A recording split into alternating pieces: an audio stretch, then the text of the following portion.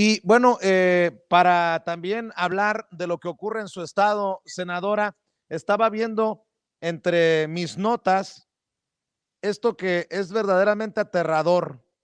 La violencia y la ineptitud predominan en Guanajuato. La violencia en México es uno de los temas más preocupantes para las personas que vivimos en México. En su conferencia de prensa se ha referido al tema de Guanajuato el presidente Andrés Manuel López Obrador, y no está por demás decir que León aparece entre las primeras tres, si recuerdo bien, entre las primeras tres ciudades más violentas de nuestro país. Un sitio, una lista nada halagadora, nada bonita, senadora. Pues así es, Vicente, hemos hablado muchas veces de este tema y lamentablemente Guanajuato sigue dando que decir. Tenemos, para desgracia de nosotros los guanajuatenses, varias de las ciudades de Guanajuato están en el ranking entre las 10 primeras ciudades más violentas. Es León, es Irapuato, es Celaya. Es una cosa terrible, pero además no nada más allí ocurre la violencia, es por todas partes y está imparable.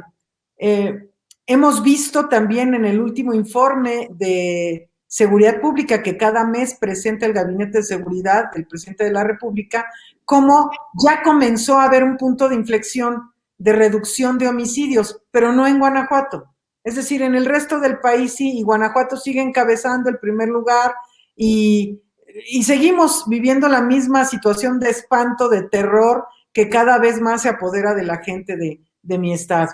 Entonces, es muy lamentable. ¿Qué es lo que pasa en el resto del país? Que sí empiezan a batirse las cifras de homicidios. ¿Y qué pasa en Guanajuato? Que no sucede eso. O sea, que nomás no hay tregua. Esas son las cuestiones que hay que preguntarnos, porque es uno de los estados prioritarios en materia de seguridad para el gobierno de México.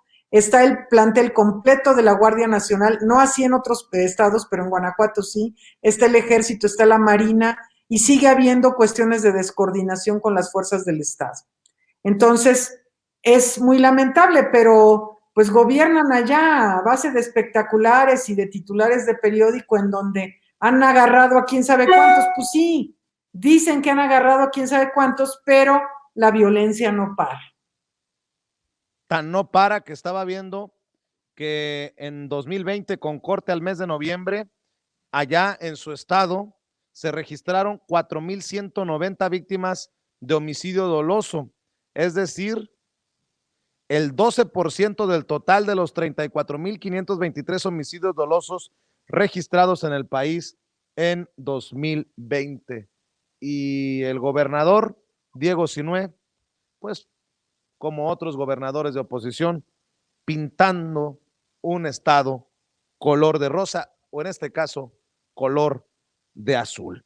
¿Será que los medios de comunicación en Guanajuato están pagados por el gobernador para no tocarlo como amerita? Esa es una pregunta que tienen que responder. Oiga, senadora, para cerrar, ¿por qué no hablamos de las prioridades para este 2021 en este periodo de sesiones? Que por cierto, me informan que se sesionará a distancia durante este periodo.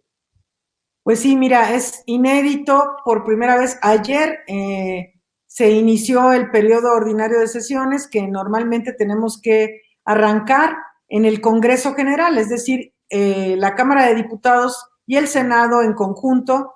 Y pues ayer se hizo la apertura del periodo solo con las mesas directivas en el recinto de San Lázaro, y los demás legisladores y legisladoras seguimos la sesión a distancia, participamos a distancia.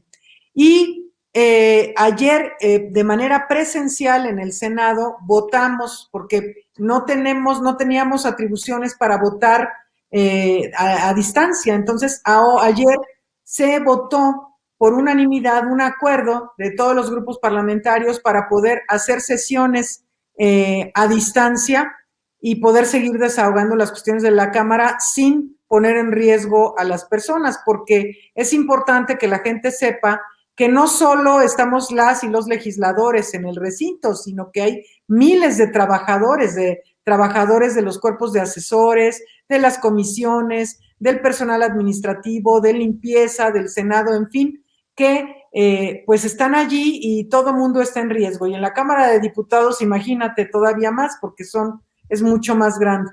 Entonces, se van a votar diferentes tipos de leyes, vamos a poder votar leyes generales, leyes que no requieran mayorías calificadas, todo lo que sea de mayoría calificada, es decir, las reformas constitucionales o los nombramientos de magistrados, de diferentes tipos de nombramientos que requieren mayoría calificada, eso se tendrá que hacer de manera presencial.